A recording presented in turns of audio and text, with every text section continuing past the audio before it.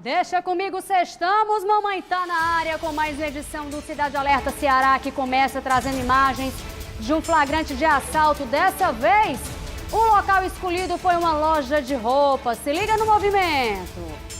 Olha aí, minha gente. Rapaz, o cliente é exigente. Vai escolhendo a peça, tá pensando o quê? Não é assim não, meu querido. As câmeras mostram a chegada de um homem, ele chega de bike, fica observando a movimentação, depois entra. Olha a bikezinha aí, ó. 2h28 da tarde, é brincadeira. Depois de alguns segundos entra, anuncia o assalto. Dentro das calças arma, a vendedora é obrigada a ficar no trocador enquanto ele escolhe o que ele quer. Esse caso aconteceu no Conjunto Gereissati 2 em Maracanaú. Atenção, Maracanaú! Estamos ao vivo com flagrante direto do município aí de vocês. Gereissati 2. Mais uma ação criminosa dentro de um estabelecimento comercial. Dessa vez uma loja. Observa a rua. Movimentação tranquila. Quase 2h30 da tarde. O cabo chega de bike, cuba o movimento e executa o crime. Vander Gomes mostra pra gente. As câmeras de segurança de uma loja situada na região metropolitana de Fortaleza flagraram mais uma ação criminosa. Um bandido solitário. Observe que no alto do vídeo está um rapaz de braços cruzados, uma bicicleta bem próxima a ele. Depois de observar bem a movimentação na rua, ele então vai agir. Ele passa na frente de uma loja. Ao perceber que a vendedora está sozinha, ele resolve entrar. Uma outra câmera de segurança instalada dentro da loja foi capaz de registrar o momento exato da abordagem. Já de um outro ângulo é possível observar que o homem retira uma faca e intimida a vendedora. Ela vai, ao que tudo indica, para o provador e fica a observar o jovem à procura de dinheiro.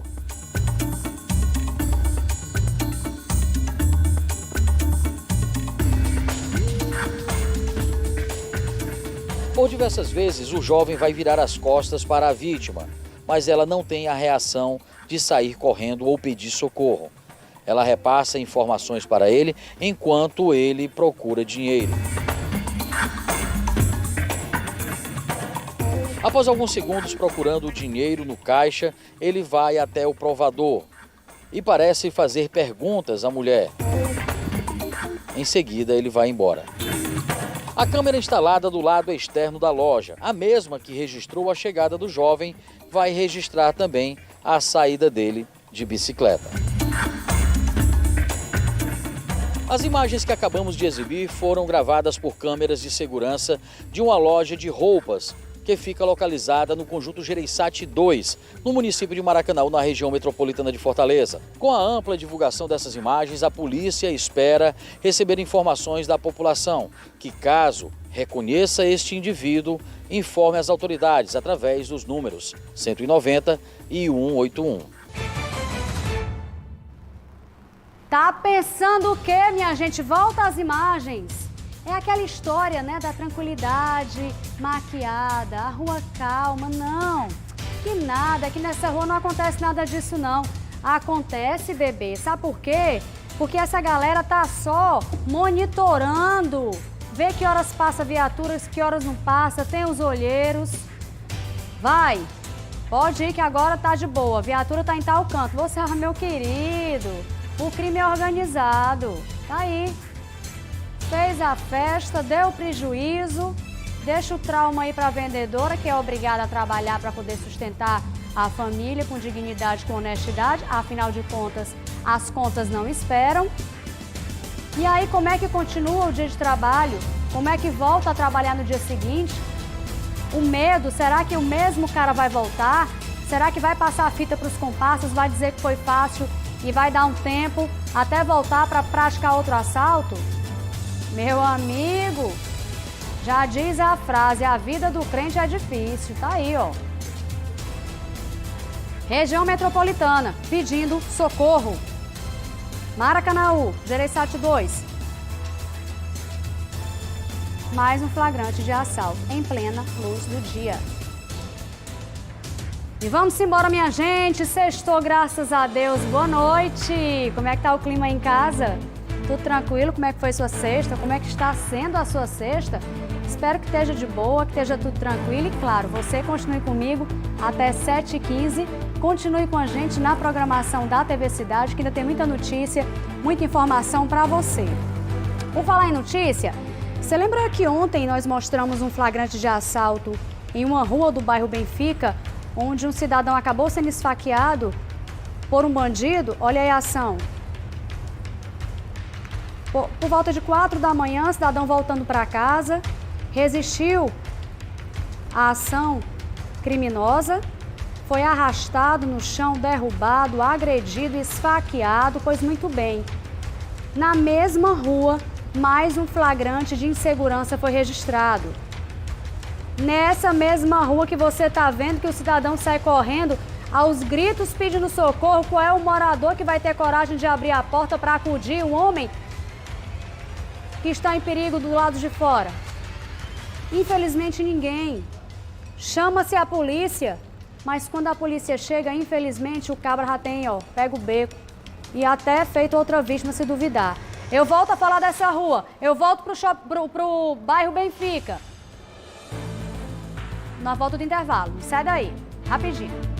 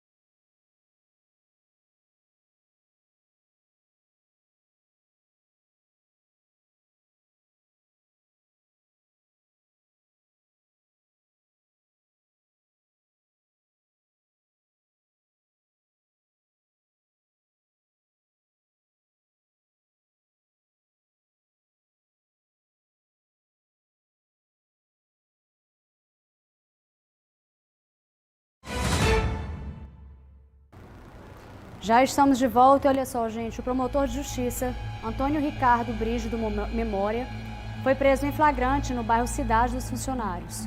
Ele é suspeito de matar a tiros o aposentado Durval César Leite de Carvalho, 72 anos. Câmeras de segurança registraram o momento em que o promotor chega na casa da vítima, que abre o portão e logo é surpreendido pelos disparos. Ricardo Lima acompanhou esse caso. Na tela. Rua Benjamin Moura, bairro Cidade dos Funcionários. Esse é o endereço de um crime que deixou perplexos os moradores dessa região pela forma como foi praticado e pelo agente responsável por esse assassinato. Era pouco mais de 4h40 da tarde quando os moradores da região ouviram disparos de armas de fogo vindo desta direção. Um homem armado chegou aqui à casa, bateu aqui no portão pedindo para falar com o proprietário, que foi inclusive quem abriu o portão. Seu Durval, 72 anos de idade.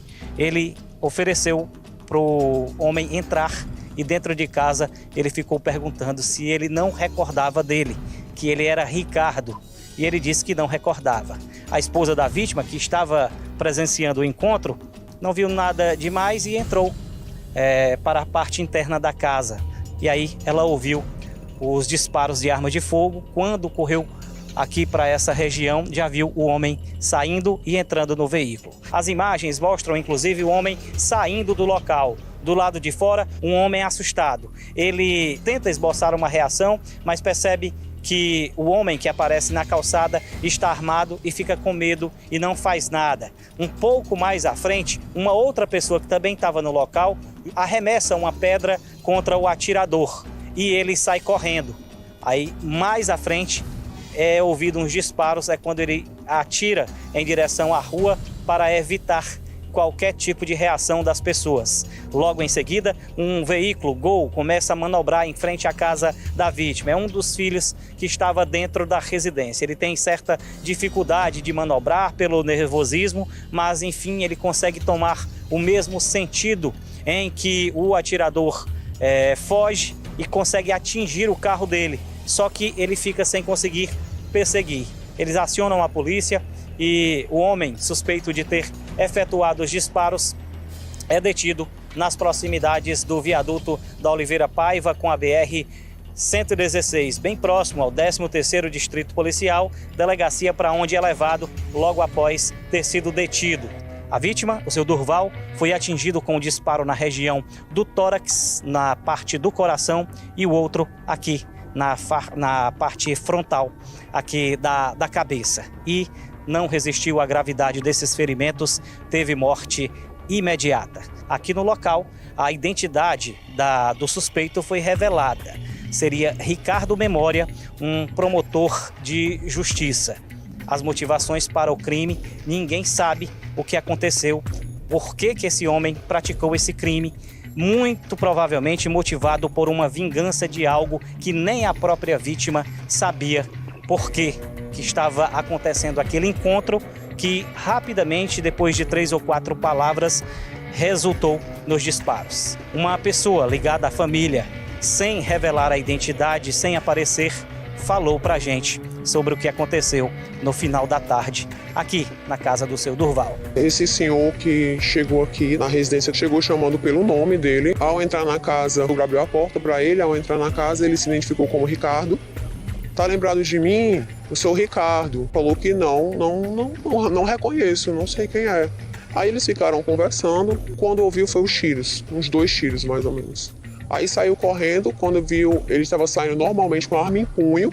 Aí todo mundo ficou desesperado, ligou para a polícia, né? Aí a polícia veio, a gente soube que ele foi pego em seguida, a polícia estava bem próxima, foi pego em seguida, e trata-se de um promotor de justiça chamado Ricardo Memória, e que foram para o 13º para fazer os procedimentos. Ninguém conhece, ninguém nunca viu, e a própria vítima não sabia quem ele era. Choca a família, choca as pessoas da rua, na sociedade, porque é uma violência muito grande. A pessoa está dentro da sua casa ser chamado para ser assassinado. E por um promotor de justiça, que é um homem da lei. Os tiros foram efetuados na direção de vocês, talvez na tentativa de intimidar vocês para não fazer qualquer reação. Isso mesmo.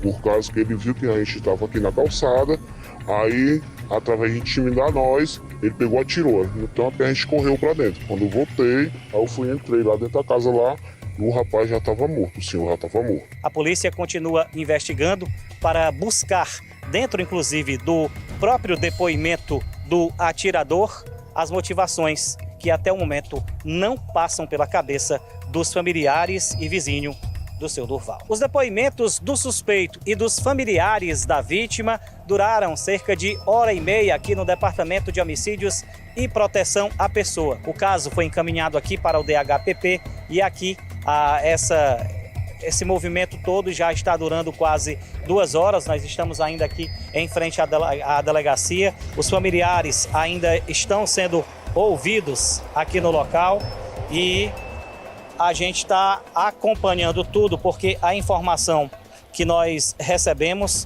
foi que o promotor de justiça deve ser apresentado ainda hoje ao Procurador-Geral de Justiça, a quem compete, conforme o caso, lavrar o procedimento de prisão do promotor, identificado como Antônio Ricardo Brígido Memória. Os familiares ainda estão aqui dentro, sendo ouvidos. A gente teve um breve contato por telefone, eles não podem sair ainda, estão acompanhando todo o procedimento aqui no local e a gente vai seguir de olho nesse caso nos próximos dias. A gente segue falando sobre esse assunto. Hoje pela manhã, a repórter Mara Rodrigues conversou com a família do idoso. Os filhos do aposentado Durval César Leite de Carvalho desconhecem qualquer tipo de motivação, qualquer tipo de relação com esse promotor. Para que o crime acontecesse, claro, pedem justiça. Na tela. Na residência onde morava o aposentado Durval César Leite de Carvalho, de 72 anos, na rua Benjamin Moura, no bairro Cidade dos Funcionários, o clima é de tristeza entre amigos e familiares. O aposentado foi morto a tiros dentro de casa e na presença da família. O acusado do crime é o promotor Antônio Ricardo Brígido Memória, que foi preso após os disparos. As imagens das câmeras de segurança mostram toda a correria depois do homicídio. Os filhos da vítima estão aqui na residência aguardando a chegada do corpo. Na verdade, o corpo ele ainda não foi liberado do IML. Os filhos contam que não sabem a motivação do crime. Eles revelam como tudo aconteceu e pedem justiça para a morte do pai. A gente estava tomando café, eu, minha mãe, meu pai, minha esposa e minha filha de 3 anos. Quando recebeu uma ligação, meu pai recebeu uma ligação dizendo que tinha um amigo dele aqui fora que queria falar com ele, um tal de Ricardo. Aí eu peguei, abri o portão, ele entrou, aí eu só escutei, eu estava no corredor, só escutei a parte que ele falou assim: "Oi, Durval, tá lembrado de mim? Eu sou Ricardo." Aí o papai: não estou lembrado. Não escutei grito nenhum, nada. Quando passou em torno de uns 3 a 4 minutos, eu ouvi 4 disparos de arma de fogo. Quando eu saí no corredor, eu vi meu pai no chão e o rapaz com a arma na mão apontando para mim e para minha mãe. A gente entrou para dentro de casa, aí eu esperei um pedaço, uns 15 segundos, quando eu saí ele já estava na calçada. Aí nisso eu peguei a chave do carro e fui em direção ao carro dele, que estava um Compass parado na frente, o carro com as placas cobertas, e acho que já estava ligado o carro. Aí no que ele ia saindo, aí eu acabei pegando meu carro e colidi no carro dele. Aí ele ficou um tempo parado, depois saiu e se evadiu.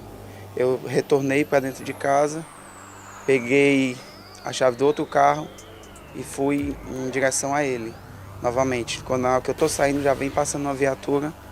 A gente fez a perseguição e conseguimos pegar ele na Desembargador Gonzaga, a uns 500 metros de distância do acontecido. A família agora pede justiça, que a polícia investigue, que o caso seja logo esclarecido. Meu pai é uma pessoa de bem, nunca fez mal a ninguém, vivia a vida dele normal e ninguém está entendendo nada.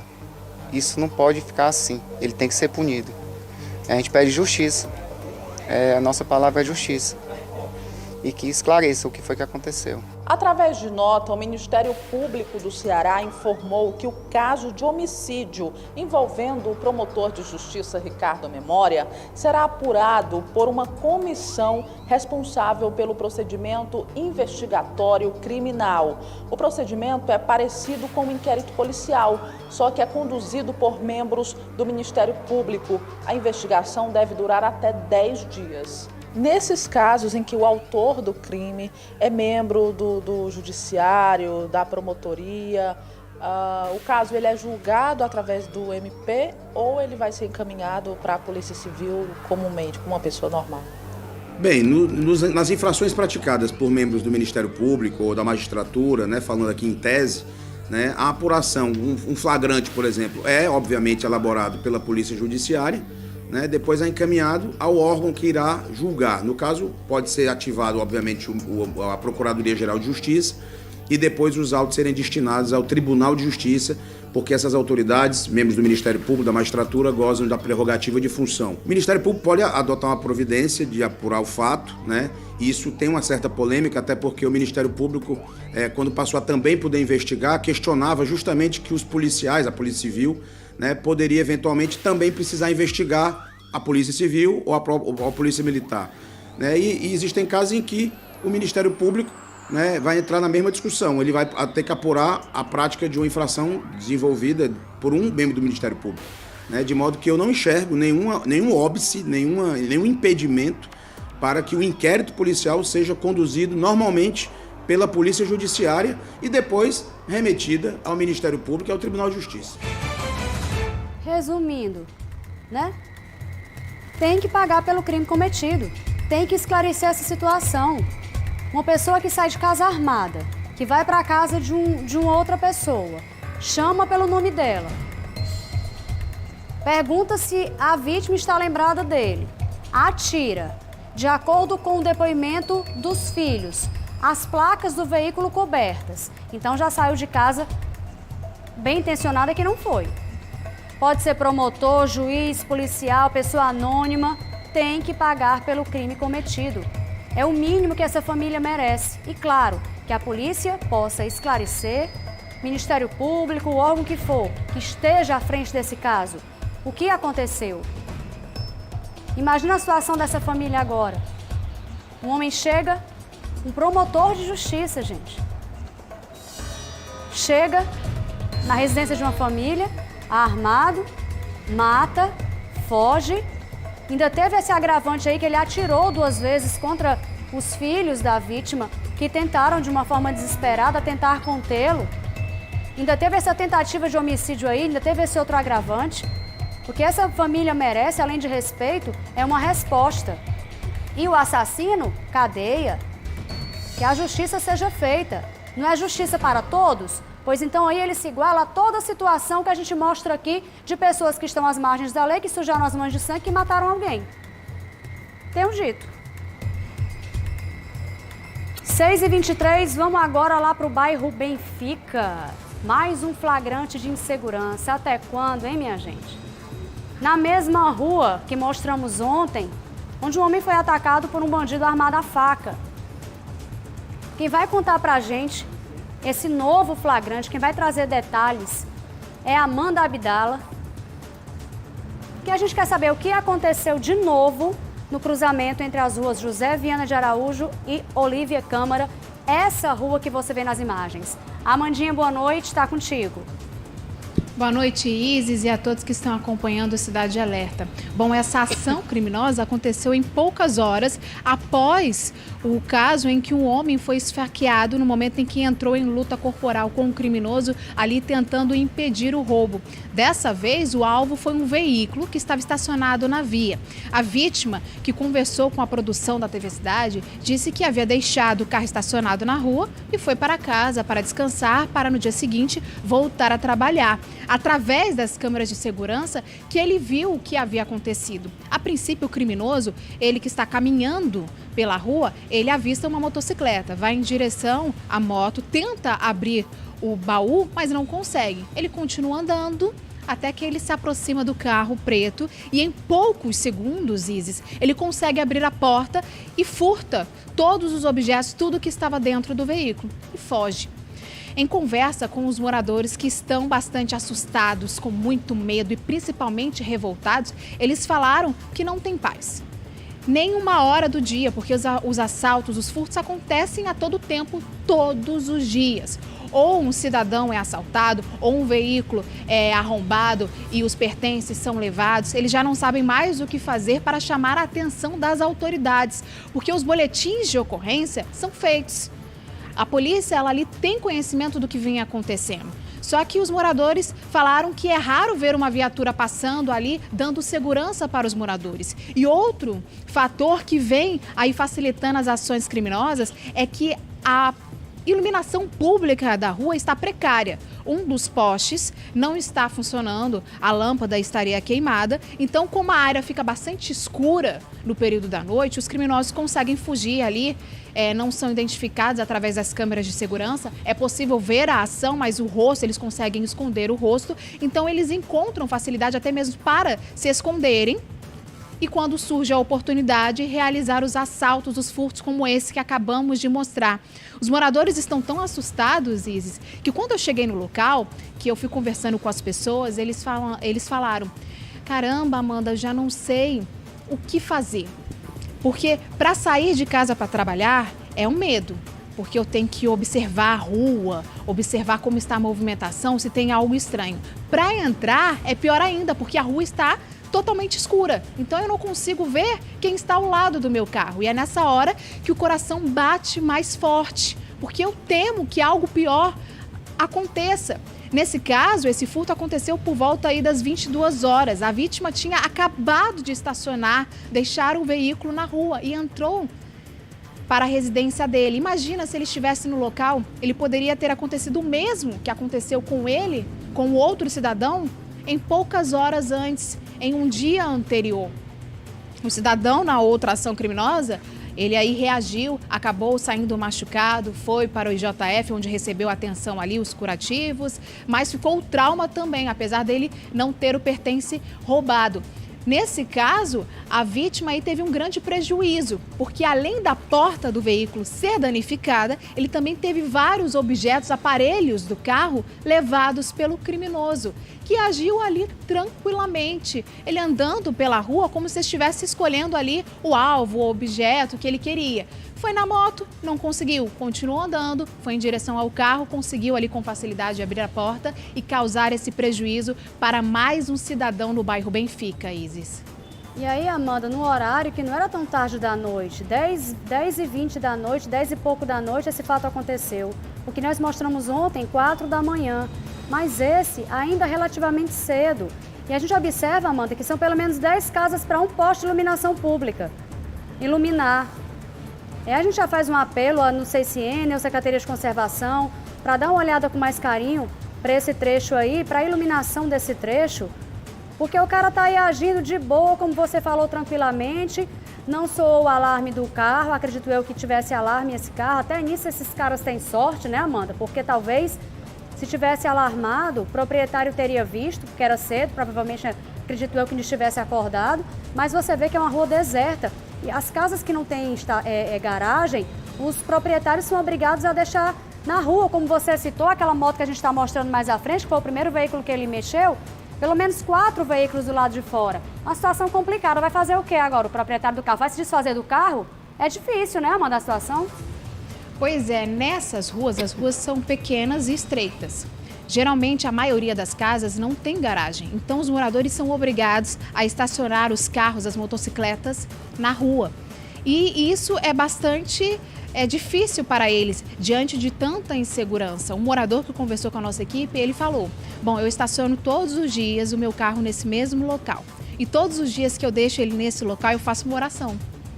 Para que Deus proteja o veículo que todos os dias eu uso para ir trabalhar, para levar minha filha na escola, para fazer compras, para as minhas tarefas diárias. E todo dia, quando eu saio de casa, que eu encontro o carro ali, eu agradeço, porque é o que tem nos protegido. Deus tem nos protegido, porque em relação à segurança pública, os moradores falaram que está bastante falha. E aí o efeito surpresa também, quando você narrou o que os moradores falaram, para sair de casa, olha para um lado e para o outro. Para esses abençoados aparecer, parece assim que é do nada, vrá, quando você vê já está na sua frente. Para chegar em casa com a escuridão que você narrou, de acordo com as denúncias dos moradores, é outra situação complicada, porque tem que abrir a grade, abrir a porta e isso requer tempo. E é exatamente nessa fração de segundos, Amanda, que as ações no Benfica acontecem. Isso mesmo, Isa. Eles ficam escondidos e durante todo esse tempo aí da ação do cidadão, eles aproveitam para realizar o crime. Muito obrigada. Inclusive, só lembrando a você, telespectador, coladinho com o Cidade Alerta, tem Jornal da Cidade com Bianca Saraiva, Alexandre Medeiros, que vai continuar falando desse caso do Benfica e traz uma matéria completinha para você. Então não perde, às 7h15, Jornal da Cidade.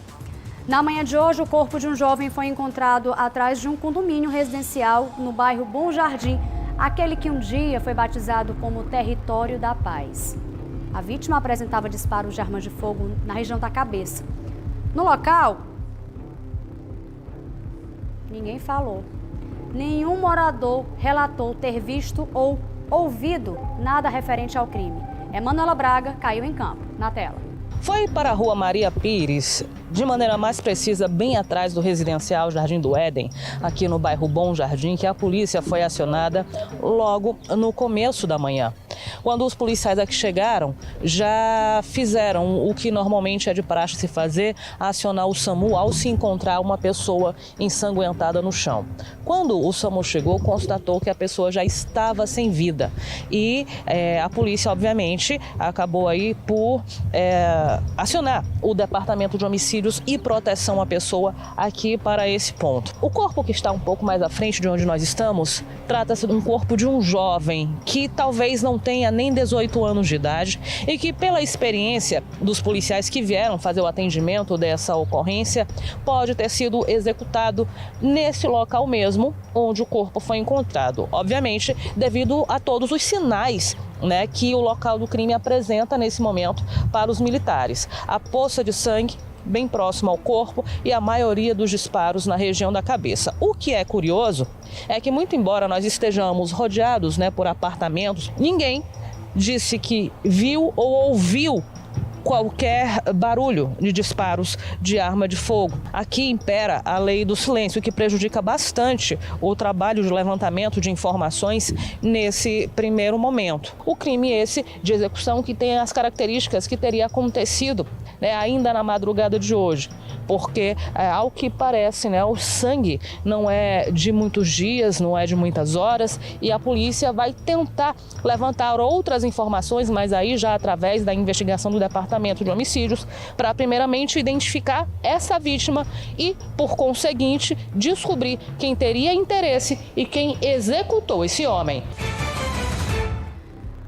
Um homem suspeito de matar um policial do Ronda do Quarteirão no ano de 2007 foi morto depois de uma troca de tiros com uma composição do Raio. Antônio Benedito Silva de Jesus, mais conhecido como Cara de Ônibus, estava com um mandado de prisão em aberto e possuía aí apenas 19 antecedentes criminais. Entre eles, homicídio, roubo, tráfico, crime de tortura, porte ilegal de armas de fogo, ameaça e lesão corporal. Vander Gomes traz mais detalhes de como esse confronto aconteceu. Rodolfo. Policiais militares pertencentes ao Batalhão Raio receberam informações via CIOPS de que um tiroteio estava acontecendo aqui no bairro do Edson Queiroz. Após chegarem ao local onde foi indicado via denúncia, populares informaram para os policiais militares que pelo menos 6 indivíduos haviam atirado em via pública e teriam supostamente atingido 2 pessoas que haviam sido socorridas. Diante das informações, os policiais militares passaram a fazer incursões na região e, ao chegar em uma localidade, na verdade, em um ponto aqui do bairro do Edson Queiroz, conhecido popularmente como Invasão, onde existem vários imóveis abandonados e um matagal extenso, os policiais teriam sido recebidos a bala por indivíduos armados. Ao serem recebidos a bala, os policiais do Raio então reagiram à altura e trocaram tiros com os bandidos. Após o tiroteio cessar, os policiais então entraram em um matagal e encontraram um indivíduo lesionado a bala e portando uma pistola .40. O indivíduo então foi socorrido para uma unidade hospitalar, onde não resistiu à gravidade das lesões sofridas. Na unidade hospitalar, a polícia conseguiu a identificação do homem, Antônio Benedito Silva de Jesus. O Antônio Benedito Silva de Jesus, na verdade, era conhecido popularmente no bairro do Edson Queiroz como cara de ônibus, já com várias passagens pela polícia, uma ficha criminal extensa. E há um outro detalhe. No ano de 2007, no dia 31 de dezembro, Antônio Benedito Silva de Jesus teria assassinado um policial militar, à época pertencente ao projeto Ronda do Quarteirão. Os assassinos saíram de dentro deste matagal. O helicóptero do Ciopaé foi acionado e sobrevoou a área no sentido de localizar o terceiro acusado desta tentativa de assalto. Ao lado do veículo do policial recém-formado do Ronda do Quarteirão, uma das pedras utilizadas pelos bandidos durante a abordagem. O que foi apurado em relação a esse lamentável fato? Que ele veio em seu veículo para entrar de serviço agora às 14 horas na academia de polícia. E um elemento jogou uma pedra em seu veículo. Ele parou e nesse breque que ele fez no seu veículo, o rapaz abordou e deu um tiro contra o policial, chegando a matá-lo com um tiro na cabeça. As fotos mostram a realização de um sonho. Carlos Henrique Carvalho tinha 24 anos e comemorou com a família a nomeação para o Ronda do Quarteirão. Do jovem alegre que cursava letras e direito, ficou a saudade. Pai da vítima desabafa. Me sinto morto. Nada mais tem sentido para mim. Eu só queria forças para enterrar meu filho. E que Deus tivesse misericórdia dele, e eu já sei que ele está lá com Deus, e que um dia deixasse mesmo de longe eu ver o meu filho e dizer: eu te amava tanto, meu filho. Oh, meu Deus. Conhecido como um homem violento, cara de ônibus, de fato, já respondia a vários crimes. Em uma dessas ações criminosas, ele teria executado um jovem e, na época, ele teria decepado os dedos desse jovem e teria mostrado em via pública para as pessoas presentes, em meio à comunidade, como uma forma de intimidação. O cara de ônibus já teria praticado vários crimes de morte e tinha um envolvimento direto com outros delitos. A polícia continua o trabalho de incursão na região na tentativa de localizar os outros indivíduos que teriam praticado este tiroteio no final da tarde e teriam lesionado pelo menos mais 2 pessoas. Há 16 anos eu fiz essa matéria e eu confesso a vocês que foi uma das matérias mais difíceis para mim. Uma das mais difíceis, uma das mais dolorosas.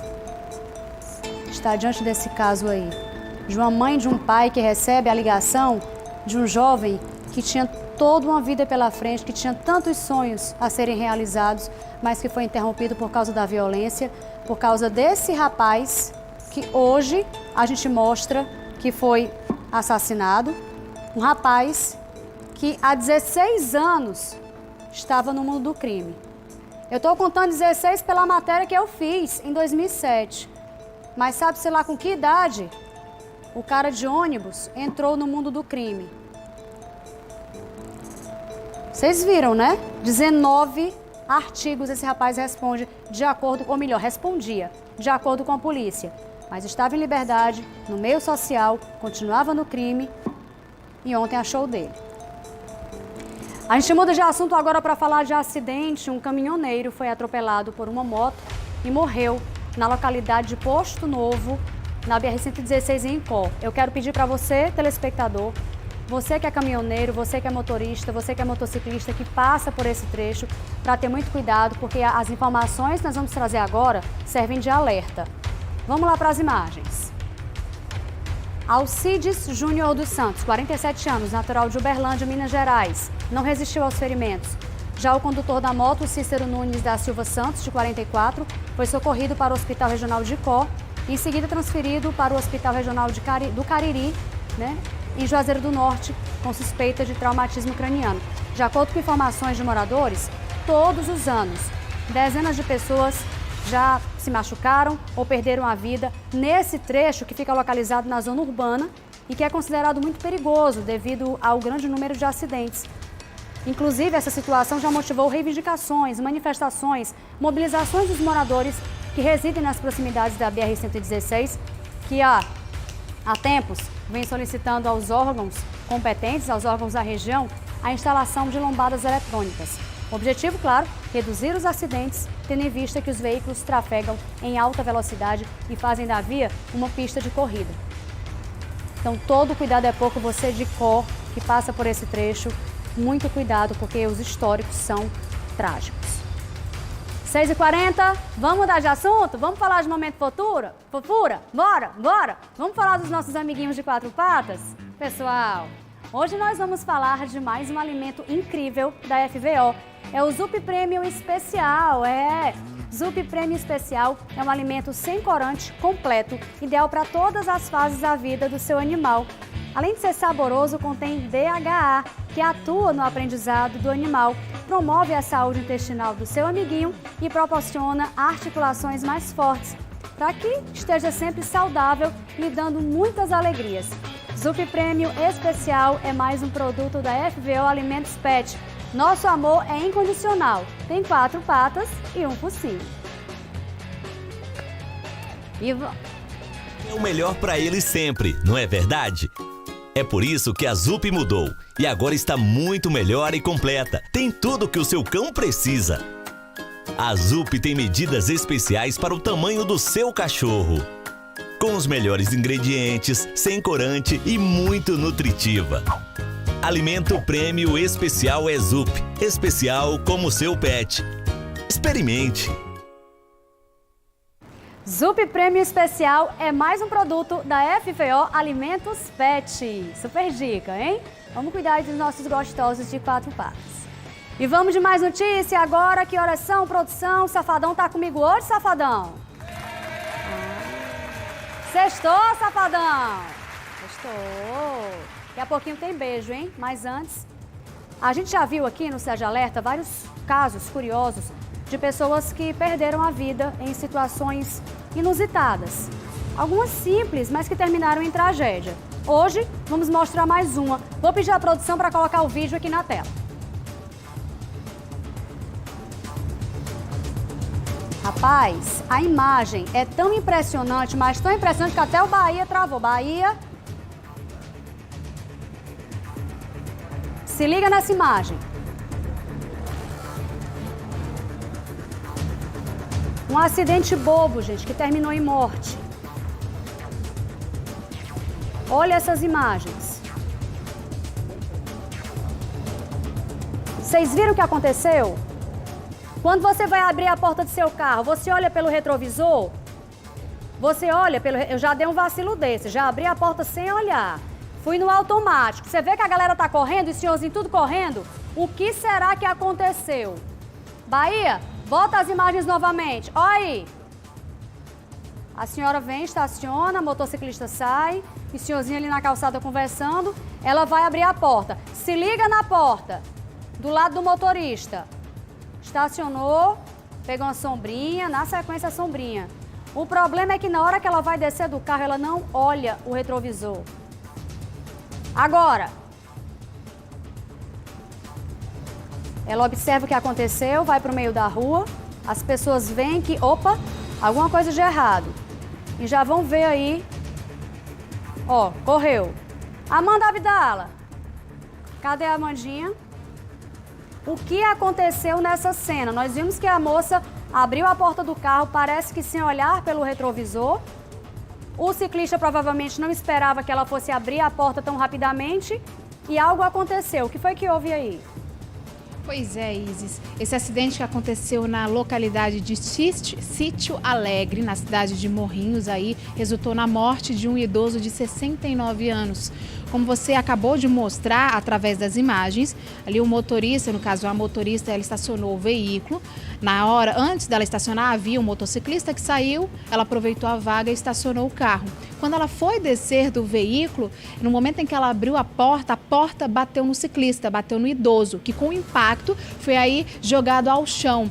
Ele chegou a ser socorrido, uma equipe de primeiros socorros, uma equipe do SAMU esteve no local, prestou os primeiros socorros, mas a pancada foi tão forte que ele não resistiu, o idoso não resistiu aos ferimentos e morreu no local. A Polícia Civil agora investiga para saber o que causou a morte desse homem.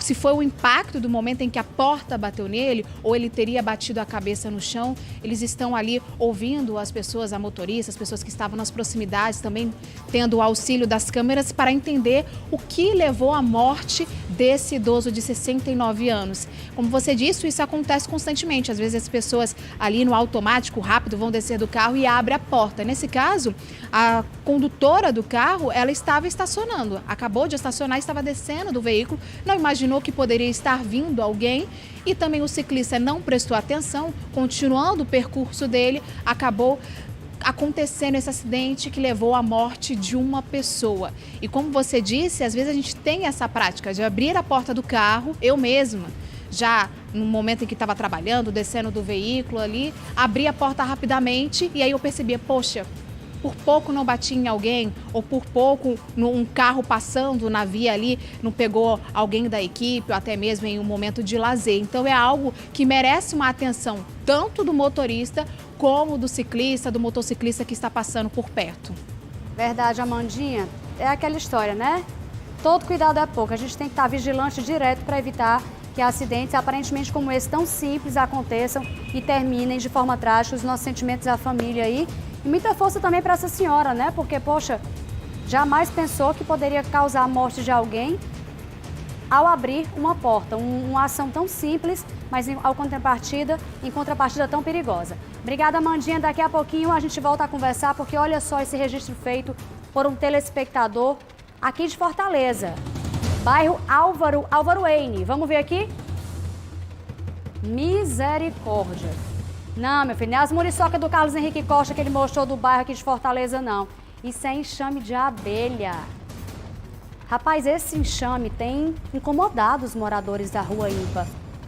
O enxame está em cima de um poste, no meio da fiação. Detalhe, na casa que fica próxima a esse equipamento, a moradora é alérgica à picada de abelhas. Olha só o perigo. E aí, minha gente, o que fazer, hein?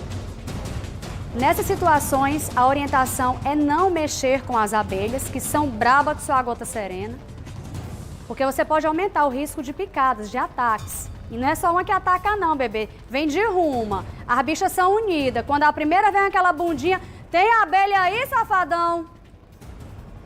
O correto é chamar o corpo de bombeiros. Isso é abelha, safadão?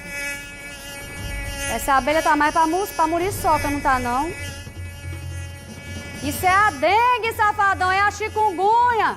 Cuida na abelha. Chamar o corpo de bombeiros que vão saber o que fazer.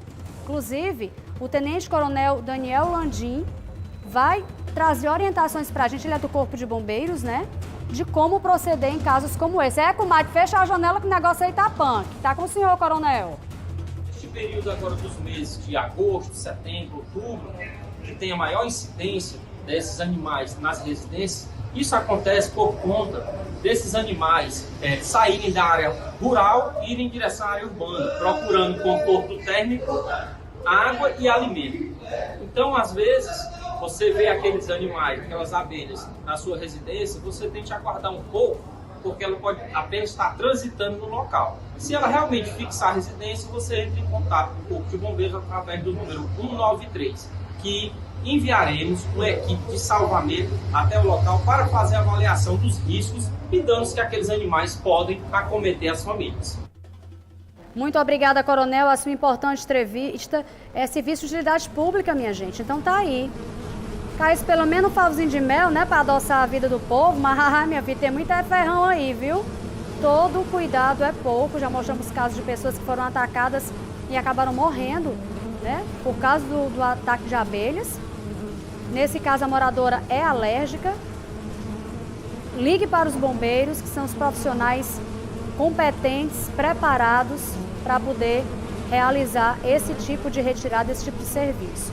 E que Deus proteja os profissionais que vão aí, né, mexer nesse poste, porventura na fiação de internet, de telefonia. Que Deus os proteja, porque do jeito que está aí tem que ser resolvido, viu? Álvaro Eine, você tem flagrante? Mande para cá, bebê, mande para a mamãe. Tá aí o telefone, 98188-8811. E por falar em WhatsApp, a gente recebeu a foto de um senhor que está desaparecido, a família desesperada, procurou a nossa produção para ver se a gente consegue encontrar. Esse é o Antônio José Rodrigues da Silva, de 48 anos, ele é natural de Guaramiranga. De acordo com familiares, Bilu, como é conhecido, saiu de casa e desapareceu. A família começou a procurar e tomou conhecimento que ele havia sido visto em Caucaia, minha gente, região metropolitana, pegando um mototáxi com destino aqui a Fortaleza. O fato é que ele segue sem dar notícias e ninguém sabe do seu paradeiro. Quem tiver informações, ligar para o número que está na tela, é 98661-6238. Antônio não sabe ler e pode estar desorientado. Que a família consiga ter notícias depois que a gente divulgou aí essa foto. E vamos de ocorrência envolvendo a Polícia Rodoviária Federal, que durante uma abordagem realizou a apreensão de um carro de luxo. Presta atenção nessa história. Solta aqui a imagem. Olha aí, bichão. Lindo, né? Pois é. Acontece que ao verificar a situação do veículo, os agentes descobriram que o automóvel havia sido roubado em Recife, Pernambuco. Para enganar a polícia, para driblar aí, né? Para driblar, uma adulteração havia sido praticada. Tentativas em vão, né? Quem vai trazer informações é o policial rodoviário federal Flávio Maia, que acompanhou esse flagrante. Vamos ver? Rodou. Dia 18, por volta das 16 horas, na BR-402, no quilômetro 263, a PRF abordou um veículo de luxo conduzido por uma mulher. Na ocasião, foi solicitada a documentação do veículo e também da condutora, que não tinha habilitação para conduzir o veículo. A PRF também procedeu com a identificação do veículo e constatou que o veículo tratava de um clone, um veículo que havia sido roubado em Recife em março de 2022. Esse veículo, no momento que estava sendo constatado, chegou o proprietário do veículo, que disse que havia entregue o veículo para a companheira dele conduzir. Na ocasião, o condutor, a condutora do veículo e o proprietário, um homem de 31 anos, foram presos e conduzidos para a Delegacia de Polícia Civil de Itapipoca para os procedimentos cabíveis. Já pensou, rapaz? O carro foi tomado de assalto em Pernambuco, em Recife, veio parar no interior do estado, placa clonada, tudo errado. O médico e a companheira agora, no cilindró, tendo que se explicar. Receptação, né? Se eles compraram um carro sem saber a procedência, tem o agravante da placa clonada. Tem que esclarecer isso aí. E vamos lá, a gente segue com notícias do interior do estado. Uma mulher foi presa com drogas e dinheiro falso. Pensa aí essas cédulas nas mãos desse tipo de gente para prejudicar o comerciante, hein? Olha só. Eita, que é pino. E tem crack, tem cocaína. 300 conto. Falso. O flagrante foi registrado em Várzea Alegre. A suspeita, de 34 anos, foi presa no bairro Riachinho. De acordo com informações, ela estaria traficando drogas na região. Policiais militares receberam uma denúncia e foram até a residência dela. Durante as buscas, constataram o que havia sido dito. E aí encontraram todo esse material. Aqui, nós temos 10 pinos com cocaína, um com crack e uma pedra maior de crack, que é essa daqui. Parece um tijolinho de coco, né? Esse tijolo não se come, minha filha. Foram apreendidos também 16 pinos vazios e R$300 em notas falsas. Notas de R$100. A suspeita, que não teve a identidade revelada, foi conduzida à Delegacia Municipal de Várzea Alegre para os procedimentos cabíveis. Explicar aí para a polícia, né, como foi que ela adquiriu esse material falsificado. Lembrando que Constantemente mostramos aqui flagrantes nos Correios, flagrantes da Receita Federal, de notas falsas que são apreendidas não só em Fortaleza, mas também no interior do estado, através de encomendas. E como é que essa galera consegue esse material? Através da internet. Complicado. E vamos lá, minha gente. A gente vai voltar a falar de um assunto que gerou uma revolta muito grande, ganhou repercussão nacional e fato que continua sendo investigado pela polícia.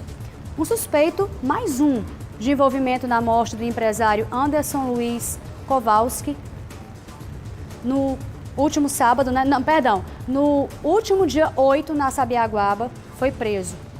Sobre esse assunto, eu volto a conversar com a repórter Amanda Abdala para saber quem é o terceiro envolvido. Será que é irmão dos outros dois que acabaram sendo presos? Amanda. Isis, até o momento, poucas foram as informações acerca do terceiro envolvido na morte de Anderson Luiz, o empresário que foi assassinado no último dia 8, na Sabiaguaba.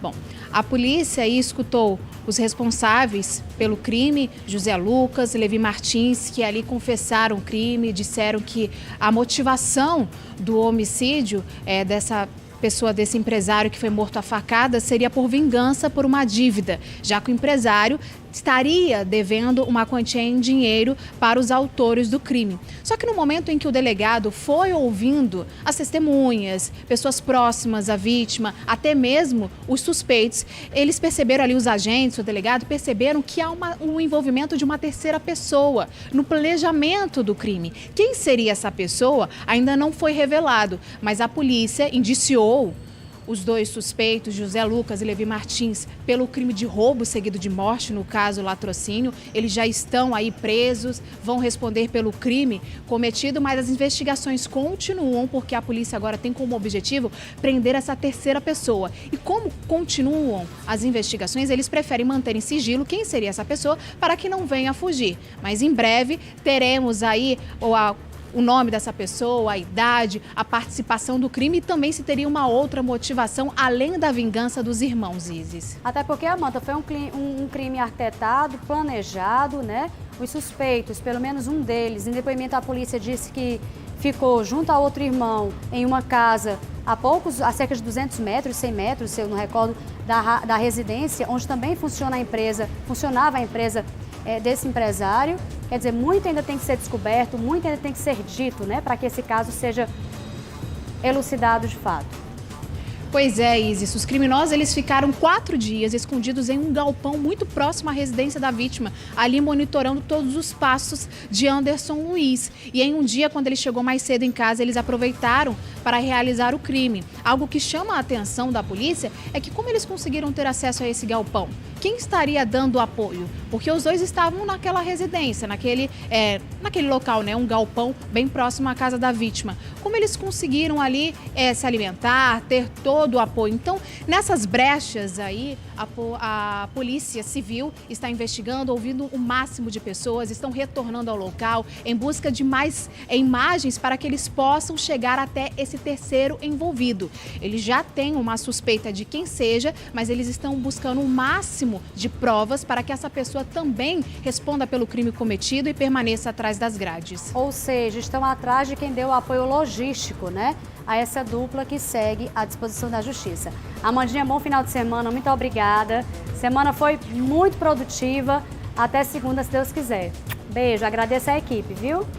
Pois é, Isis, um ótimo final de semana para vocês que estão em casa. E segunda-feira eu não vou voltar, Isis. Segunda-feira eu estou de férias, mas daqui a 15 dias eu volto com muita informação e energia aí recarregada.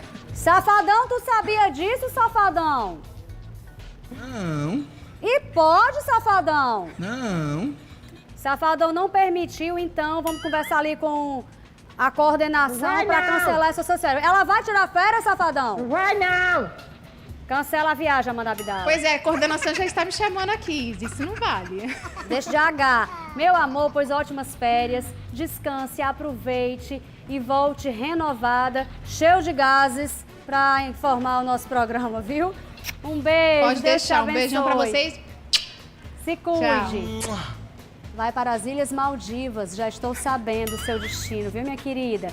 Aí, vocês lembram que essa semana eu falei? Queria te ver rindo assim, lisa. Tá não, bebê, vai entrar de férias. Ora, vai pras Ilhas Maldivas. Você traga um souvenir. Deus te ouça, Deus te ouça. Receba a graça, diga amém. Traga um souvenir. Amém, Senhor. Traga um souvenir de lá pra mim, viu? Pode deixar. Beijo, Amandinha. Ah, Paulo Edson, o que é que vai ser de mim segunda-feira, hein? Vou botar Ruquinho pra trabalhar fazendo link pra mim segunda-feira. O que tu acha, safadão? Botar Ruquinho pra fazer link pra mim? Eu acho uma boa. Vamos conversar sobre isso baixinho depois. E ó, 6h59, o relógio tá quase virando. Vamos de alô, senão não dá tempo. 3 alô aqui especiais. Chumazinho do Vila União. Beijo, querido. Obrigada pelo carinho, por acompanhar a gente.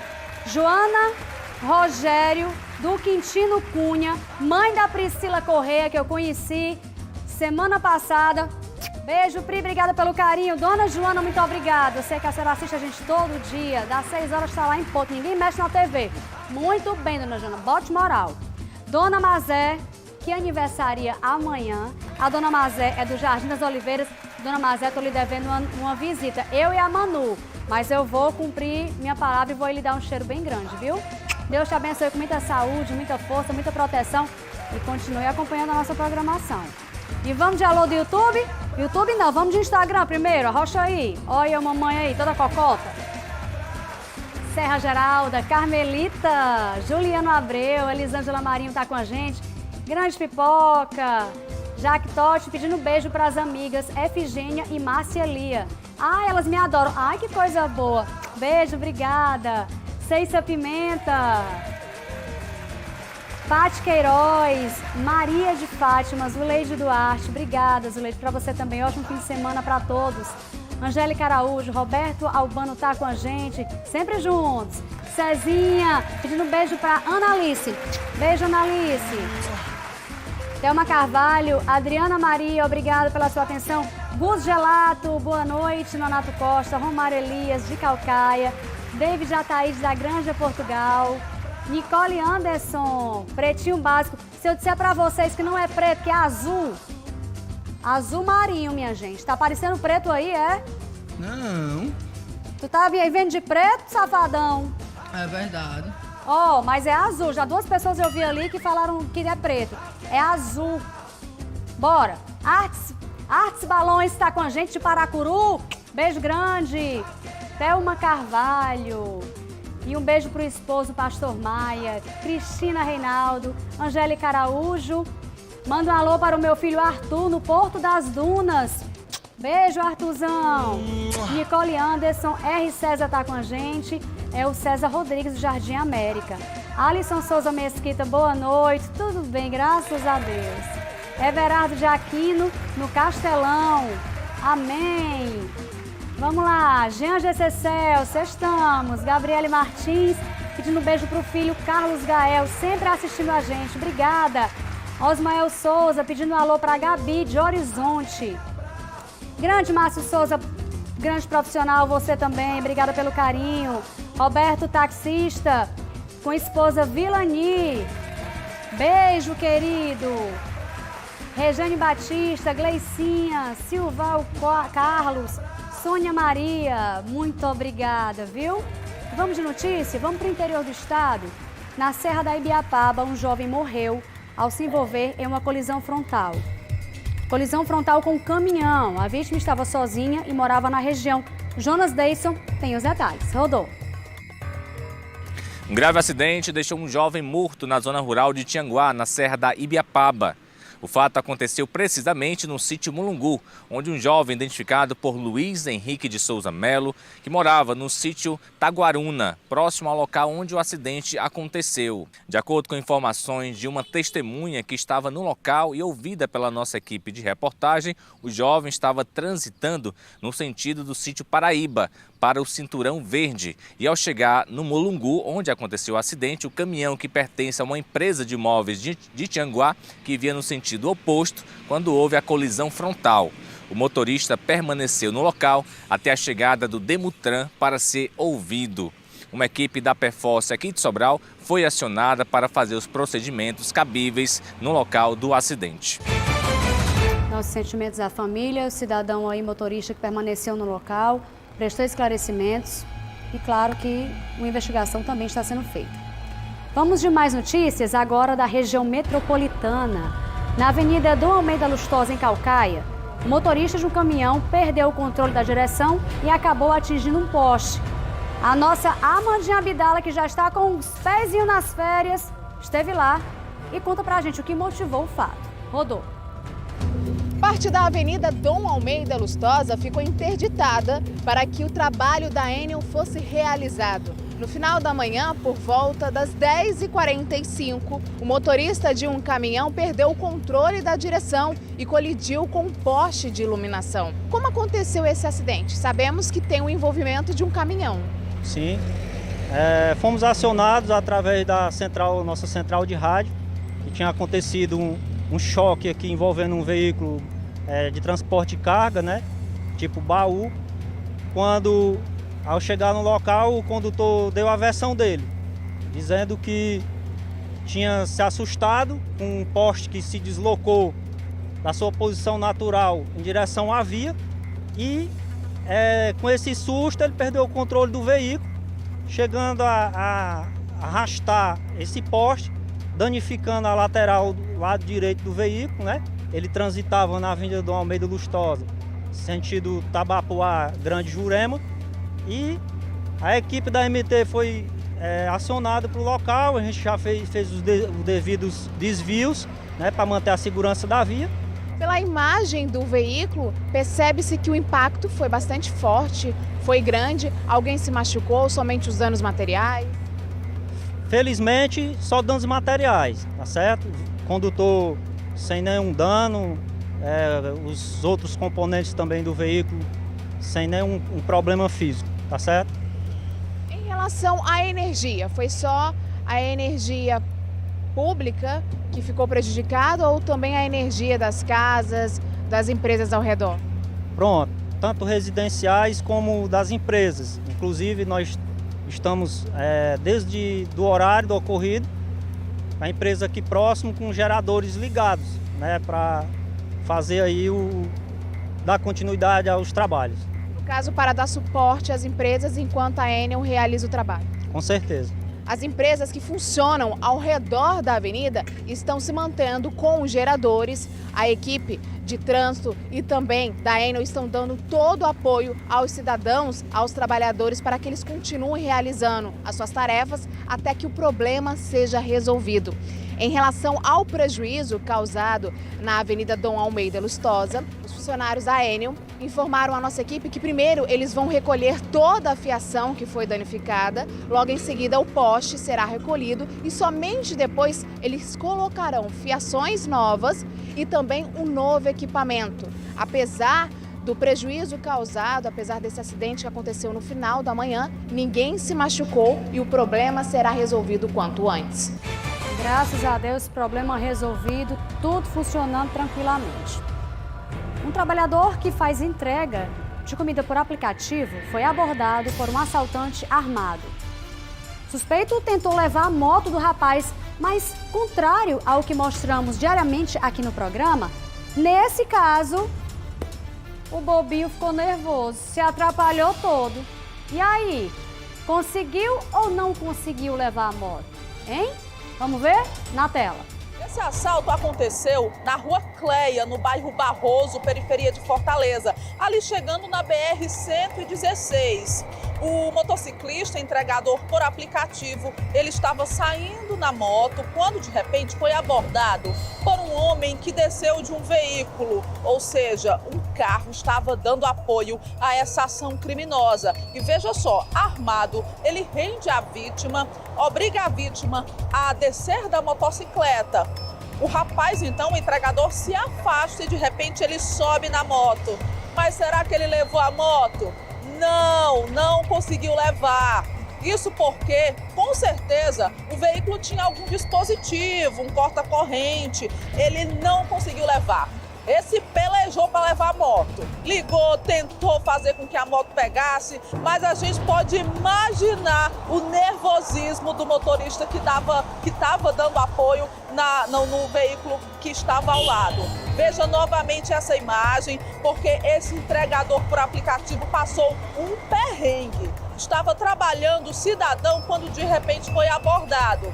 Para sorte dele, o rapaz, o assaltante, ele não conseguiu levar a motocicleta. A vítima sai correndo, mas o assaltante não consegue levar a moto porque ela simplesmente não funcionou, certamente devido a algum dispositivo de segurança, corta-corrente. Agora, como eu já bem disse, o assaltante, o criminoso, ele não foi preso. E existe sim uma ânsia dos moradores do bairro Barroso por mais segurança pública.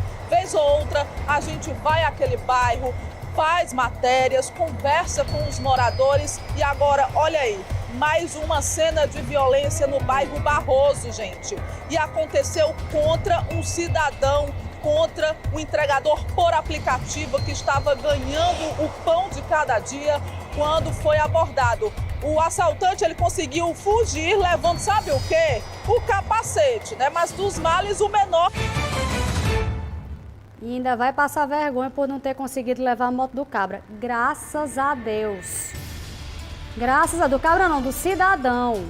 Porque a gente está falando de um cidadão que, graças a Deus, longe da guarda, estava lá bem perto de ser. Pega o beco, tu não vai levar não. Graças a Deus, um cidadão poupado. E o assaltante que saiu só com capacete. E na hora dessa tá passando vergonha, deve estar mangando dele, não é não? Rapaz, se toda a vida não desse certo, hein? Ia ser uma benção, não ia não? Oh, meu Deus, mas vamos embora. Pelo menos uma vezinha tem que ser 1-0 pro cidadão, né, minha gente? Pelo menos uma vezinha. O assunto que eu trago agora é de grande importância. A gente sabe da importância da sinalização no trânsito de Fortaleza. Acontece que em alguns pontos da cidade, os semáforos escondidos atrás das árvores têm sido motivo de reclamação dos motoristas que correm riscos de acidentes. Sem falar de pedestres também, né? Porque o pedestre acha que o motorista está vendo que o semáforo está fechado, que pode passar na faixa de pedestre tranquilamente, só que o motorista não está vendo e aí a desgraça acontece. Esses equipamentos estão funcionando normalmente, mas encobertos por galhos de árvores. E aí, para ter um acidente, é bem rapidinho. Anderson Lima traz esse alerta para a gente. Vamos ver? Rodou. Hoje a sinalização é visível. Situação bem diferente de alguns dias atrás, quando a filha do Matias passava pelo cruzamento das ruas Dona Leopoldina e João Brígido, no centro de Fortaleza, e não conseguiu identificar que o sinal estava fechado para ela. O semáforo estava escondido atrás de galhos de árvores. O acidente foi inevitável. O sinal, quando estava ficando vermelho, ele apagava total. Além disso, a planta, que hoje nós estamos vendo que já foi cortada, ela fechava todo o sinal. E nem tinha faixa de pedestre, nem nada. Ela parou, olhou, tinha um carro parado do outro lado e ela avançou. O prejuízo foi calculado em cerca de R$80 mil, já que o outro veículo deu perda total. Matias não descarta entrar com ação contra a prefeitura. Vamos recorrer à prefeitura e acho até que seria justo que ela se comprometesse em pagar, porque, graças a Deus, nós tínhamos um seguro, tá?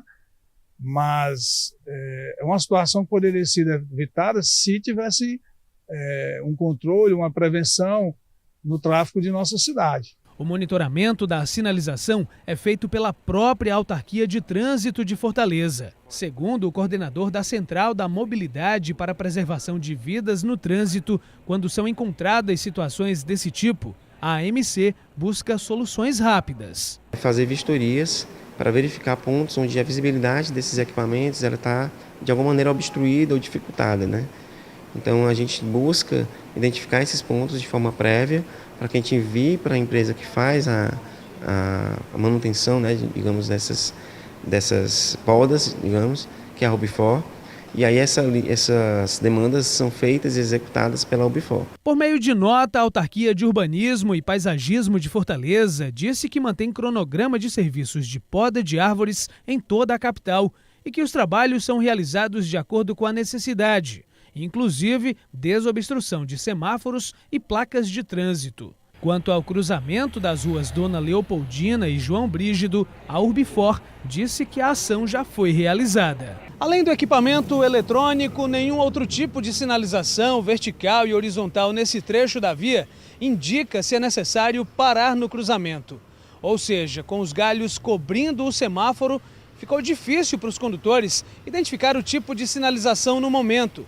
Nestes casos, segundo a MC, os motoristas devem ter ainda mais atenção. A gente pede para que o motorista ele tenha essa atenção. Se ele não consegue visualizar, né, o equipamento, nós temos outras sinalizações que indicam a presença de um semáforo no local.